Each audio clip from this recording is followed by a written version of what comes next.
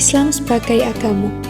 Dalam Al-Quran, dijelaskan di Quran Surat Al-Baqarah ayat 164, sesungguhnya dalam menciptakan langit dan bumi, silih bergantinya malam dan siang, bahtera yang berlayar di laut membawa apa yang berguna bagi manusia, dan apa yang Allah turunkan dari langit berupa air, lalu dengan air itu, Allah hidupkan bumi sesudah mati, dan Allah sebarkan di bumi itu segala jenis hewan, pengisaran angin dan awan yang dikendalikan antara langit dan bumi. Sesungguhnya, terdapat tanda-tanda keesaan dan kebesaran Allah bagi kaum yang memikirkan. Dalam ensiklopedia agama dan filsafat dijelaskan bahwa Islam adalah agama Allah yang diperintahkannya untuk mengajarkan tentang pokok-pokok serta peraturannya kepada Nabi Muhammad SAW dan menugaskannya untuk menyampaikan agama tersebut kepada seluruh manusia dengan mengajak mereka untuk memeluknya. Salah satu ciri yang membedakan Islam dengan agama lainnya adalah penekanannya terhadap ilmu sains, Al-Quran, dan Al-Sunnah, mengajak kaum muslimin untuk mencari dan mendapatkan ilmu dan kearifan, serta menempatkan orang-orang yang berpengetahuan kepada derajat yang lebih tinggi.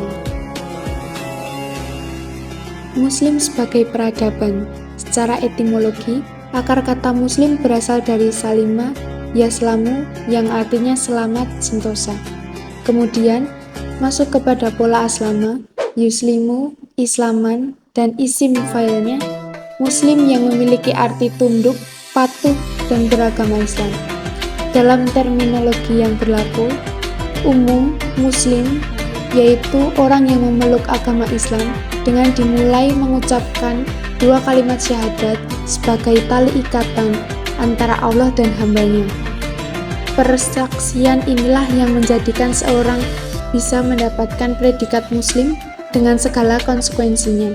Secara filosofis, Muslim berkaitan erat dengan ajaran-ajaran agama Islam yang dilakukan dalam bentuk ibadah secara rutin dalam kehidupan sehari-hari.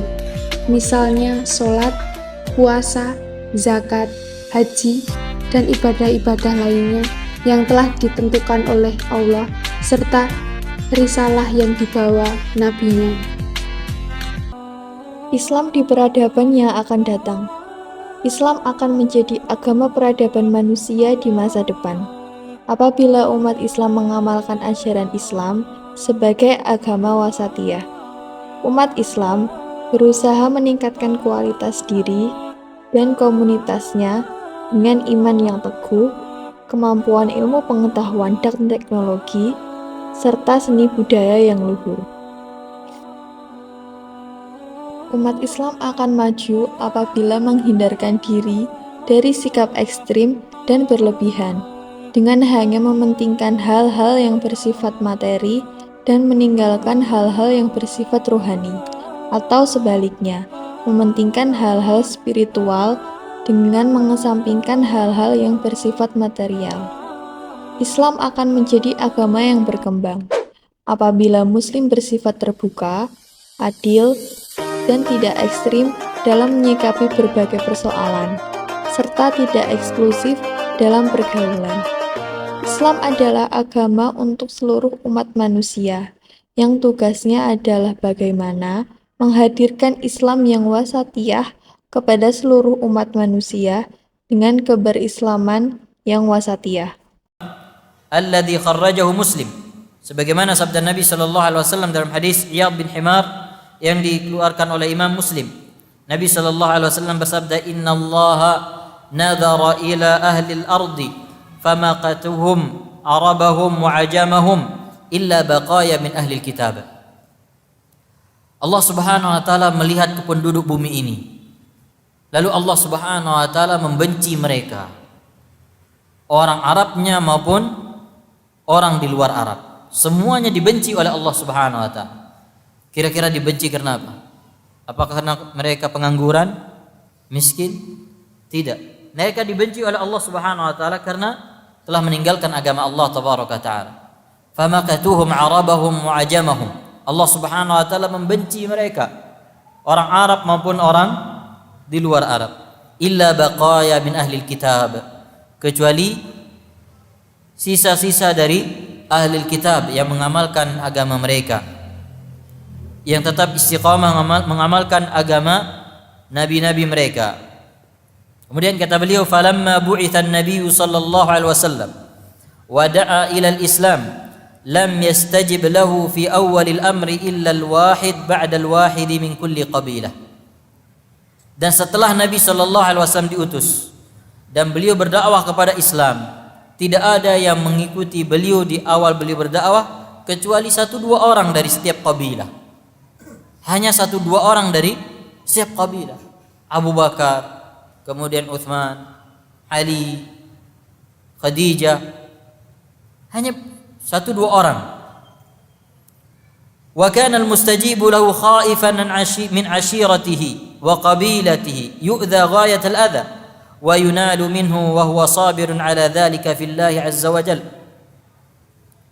Orang yang mengikuti dakwah Nabi sallallahu alaihi wasallam, mereka dalam keadaan ketakutan. Mereka takut dari keluarganya, takut dari kabilahnya. Mereka diganggu dan mereka disakiti dengan berbagai macam cara. Wa huwa sabirun ala dzalika fillah azza wa jalla, dan mereka sabar. Mereka sabar menghadapi semuanya untuk mendapatkan pahala di sisi Allah Subhanahu wa taala. Wa kana al-muslimuna idzaka mustad'afin yutraduna wa yusharraduna kull musharrad wa yahrubuna bidinihim ila al-bilad an-na'iyah. Kaum muslimin pada zaman itu, pada masa itu, mereka lemah. Mereka tersingkirkan, mereka terusir, sehingga mereka menyelamatkan agama mereka dengan mendatangi tempat-tempat yang sangat jauh dari tempat asal mereka.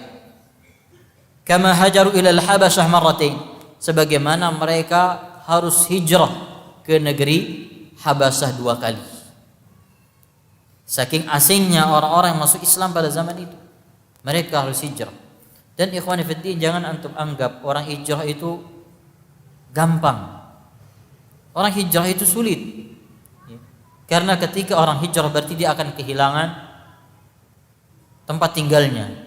Bahkan mungkin dia akan berpisah dengan keluarganya karena tidak bisa membawa semuanya. Mereka akan kehilangan pekerjaan. Lihat sebagian saudara-saudara kita ketika mereka ditimpa musibah, kemudian mereka harus di pengungsian. Bagaimana keadaan mereka? Tidak mudah. Begitu juga dengan mereka yang hijrah, apalagi zaman dahulu. Bagaimana orang harus melakukan perjalanan jauh ke tempat yang sangat jauh, ke negeri Ethiopia. Tujuannya apa? Untuk menyelamatkan agama mereka. Thumma hajaru ilal Madinah. Kemudian tidak cukup mereka hijrah ke Ethiopia, mereka hijrah ke Madinah. Wa kana minhum man yu'adzabu fillah. Di antara mereka ada yang disiksa di jalan Allah. Bilal bin Rabah disiksa, keluarga Yasir.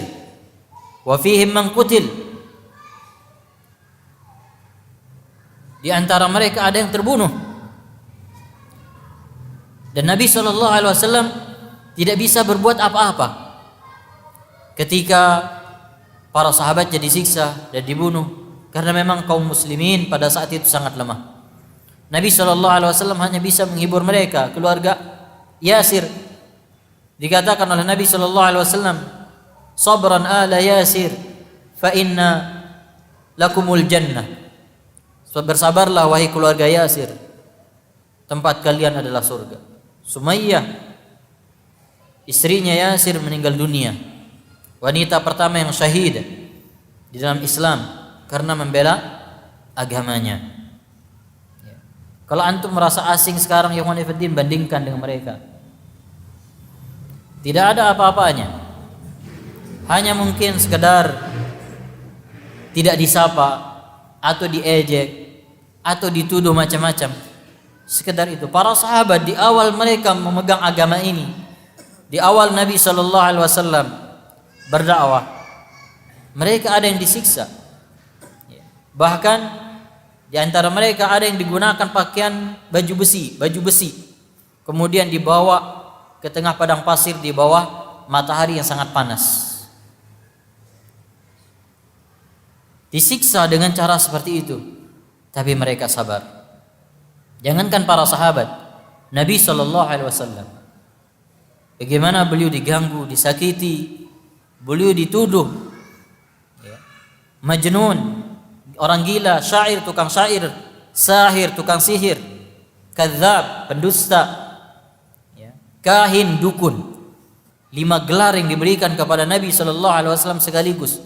Antum berapa yang antum dapatkan sekarang? Dari 5 ini ada yang pernah antum dapatkan? Belum ada. Kenapa kita cengeng mengamalkan sunnah Nabi SAW?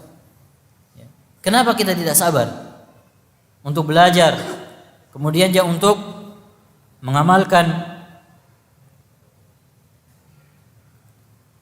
sunnah-sunnah Nabi SAW? فكان الداخلون في الإسلام حينئذ غرباء. Maka orang-orang yang masuk ke dalam Islam pada saat itu, mereka adalah orang-orang asing. Inilah yang disebutkan oleh Nabi SAW, bada al-islamu ghariban. Islam mulai dengan terasing. Kemudian ada hadis yang menjelaskan bagaimana umat muslim di akhir zaman nanti. Hampir tiba masanya kalian diperebutkan seperti sekumpulan pemangsa yang memperebutkan makanannya. Maka seseorang bertanya, apakah karena sedikitnya jumlah kita? Bahkan kalian banyak, akan tetapi kalian seperti buih mengapung, dan Allah telah mencabut rasa gentar dari dada musuh kalian terhadap kalian, dan Allah telah menimpakan dalam hati kalian penyakit al-wahn. Seseorang bertanya, ya Rasulullah, apakah al-wahn itu? Nabi SAW bersabda, cinta dunia dan takut akan kematian. Hadis riwayat Abu Dawud nomor 4297.